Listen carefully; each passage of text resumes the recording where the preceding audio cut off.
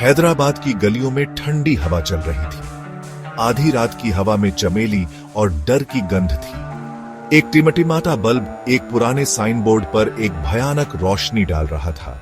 फीके रंग से लिखे शब्दों में लिखा था, भूत की बिरयानी। ये कोई आम रेस्टोरेंट नहीं था, ये एक डरावने रहस्य की जगह थी। लोगों में कहानियां थीं एक जवान कुक के भूत की, जो हमेशा के लिए अपनी प्यारी बिरयानी की दुकान में रहता है।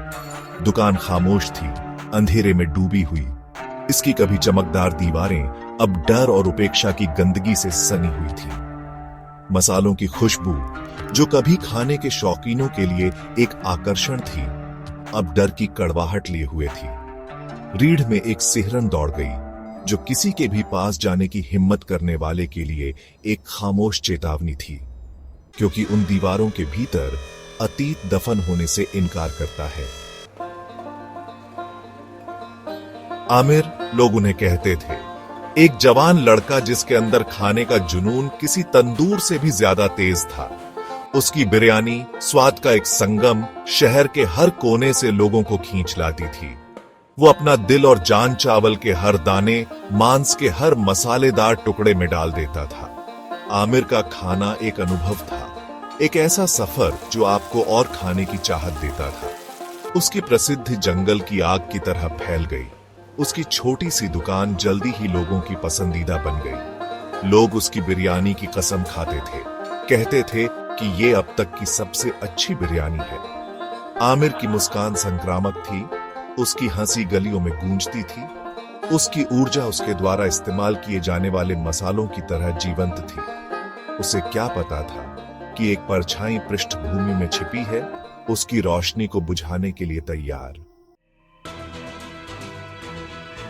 ये बात धीरे धीरे शुरू हुई, एक अजीब ग्राहक की फुसफुसाहट के साथ। वो हमेशा आधी रात के बाद आता था, परछाई में डूबा हुआ, उसका चेहरा एक हुड वाली चादर से ढका हुआ। कोई उसका नाम नहीं जानता था।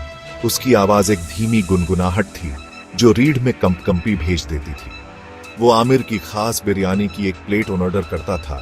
उसकी नजरें कभी भी जवान कुक से नहीं हटती थीं। आमिर, हालांकि शुरू में घबराया हुआ था, लेकिन उसने इसे सिर्फ सनक मानकर खारिज कर दिया।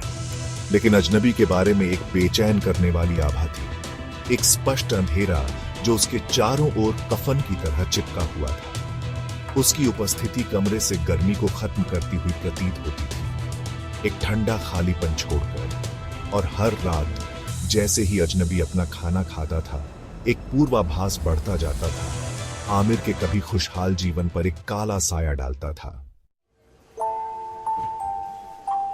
दुकान में अजीबोगरीब घटनाएं होने लगी। बर्तन गायब हो जाते और असंभव जगहों पर फिर से प्रकट होते।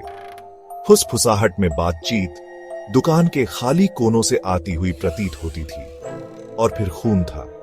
एक सुबह आमिर एक मेज पर एक प्लेट रखी हुई पाई।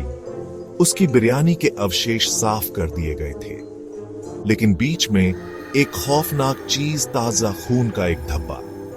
आमिर का दिल दहला गया। उसने इसे तर्कसंगत बनाने की कोशिश की, एक तार्किक व्याख्या खोजने की, लेकिन गहराई से डर का एक बीज बोया गया था। धीरे धीरे उसके दिमाग में जड़ें जमा रहा था।